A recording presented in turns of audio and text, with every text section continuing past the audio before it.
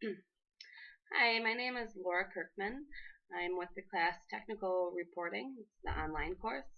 My instructor is Mrs. Sarah Bauer. I did my report on safety on school buses. My feasible question is, should all school buses required to have seatbelts? I did an article, websites, and an interview. My interview was with Jim Quinn, and he is the director of school buses for the District of Manawa. Excuse me. Um, and throughout my report, I found it really easy to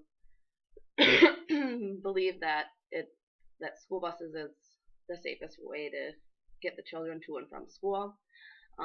Although it's been an ongoing topic for several parents that think, why don't school buses have seatbelts? And I think a lot of people think that because all other vehicles are required to have seatbelts and required to use them. And according to National Highway Transportation Safety Administration, otherwise known as NHTSA, school buses are approximately 7 times safer than cars or light trucks. And that was written in 2006. Excuse me.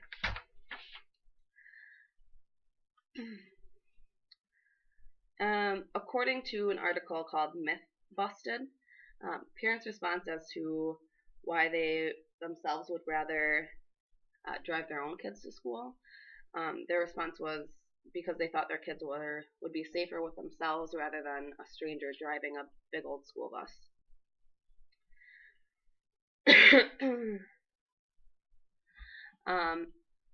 And one of the things that I thought of was, if safety belts were required to be on school buses, I mean, how could you be sure all the students were using them?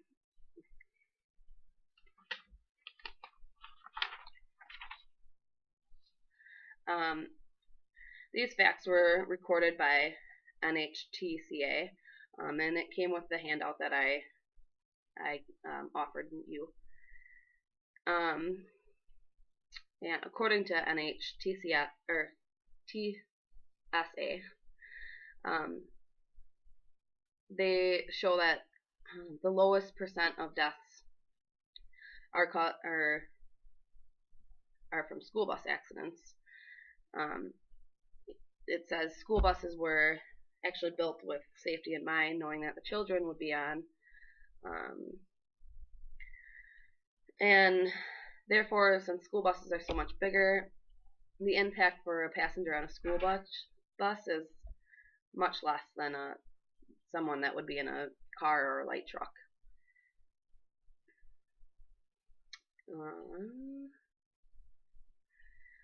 However, any school bus that is smaller than 10,000 pounds, they are required to have seatbelts.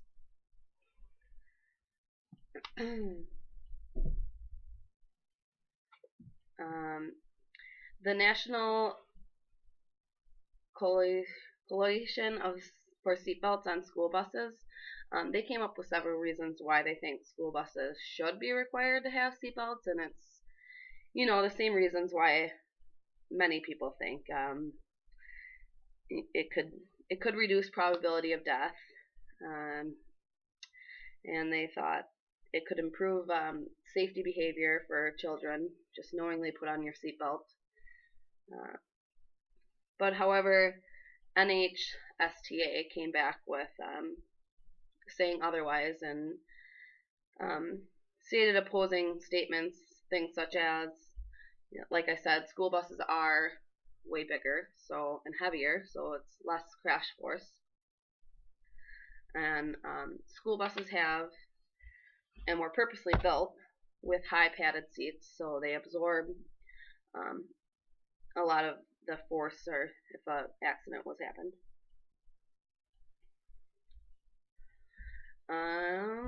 And then they say that, there's also no guarantee that all the students would use their seatbelts, and then there would be a concern that students would use those seatbelts for weapons or choking or hitting other passengers. And the author of that in that article is Lugurcio, if I'm pronouncing that correctly. Although both the sides, even though they state different facts, they both agree that school buses are indeed the safest way to get to school. Also, according to NHTSA, more than 42,000 people are killed in traffic crashes in the U.S. Every year, approximately 23.5 million children are transported on public buses, and yet, on average, 6 school-aged children die in school bus crashes as passengers. So that's quite a bit of difference.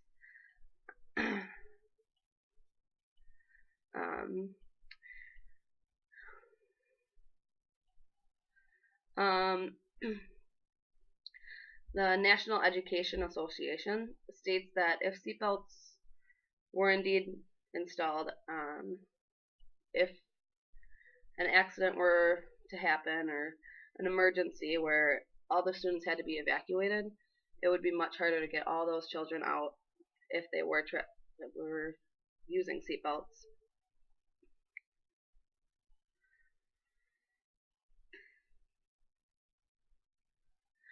And also NHTSA, they say that most of the school bus accidents are involved with students walking or biking to or from school, not the passengers on the school bus. And then according to National Academy of Sciences, this is on the handout that I gave you. It's a graph so you can see a little bit, understand it a little bit better. There's about 815 crashes related to school transportation per year, but only 2% are associated with official school transportation. That's the actual passengers on the bus, whereas there's people walking or biking to and from school. And then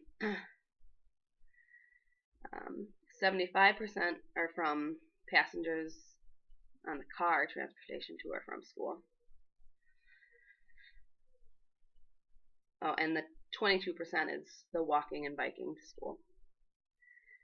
National Transportation Safety Board stated that seatbelts would not have prevented most of the serious crashes and injuries from occurring in school bus crashes. My recommendations are, to say the same, really. Only the smaller school buses should be required. I think that all school bus drivers should have standard rules and emergency plans for all students, and make sure all the students are well aware of all those rules. So I do drills and make sure all the students know what to do, where to go, and how to act. Another thing, buses should not require, buses shouldn't be required to have seatbelts.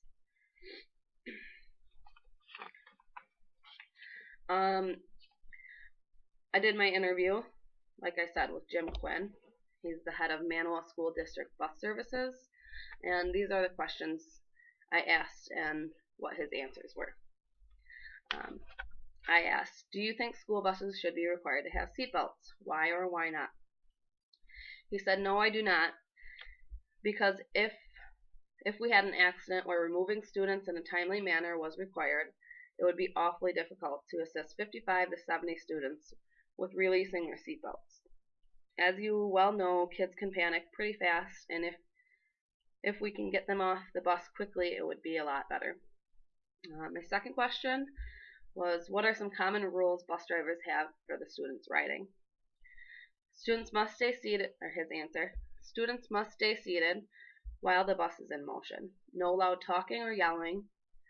Treat fellow riders with respect, and follow the bus driver's instructions at all times. My third question was National Highway Transportation Safety Administration has found that seatbelts would not add safety to school buses.